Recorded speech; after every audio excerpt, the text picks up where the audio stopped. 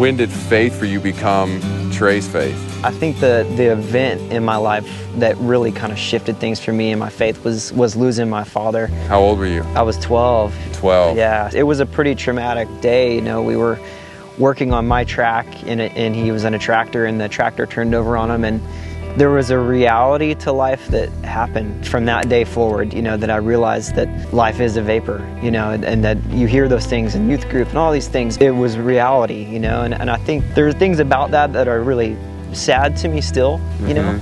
I'm also like extremely grateful for it because I think from a young age, my pursuit of Jesus was probably more intense than I think it would have been had I not had that experience. Yeah. But I think the example that he left me and his character was a godly character and someone who was intense about following Scripture, trying to understand Scripture and trying to live like Christ. And his example, and then also just the local church surrounding our family, to me was something that was really special. I still think that was a great part of my faith because that really tested me, you know, because when things didn't go well, there was a wrestling with what is happening and how does God see this and how should I view this? And in the beginning, especially kind of that first few years of my professional career, there was a lot of maturing happened because I was pretty vocal, you know, about my faith, and so it came under fire pretty quick, you know. Okay. At the end of my career, I look back and I'm so grateful that I learned this at a younger age because I think it's really easy to chase things your whole life, and I'll still chase things, so that's our nature, right? You really realize that Jesus really is the only thing that can fill that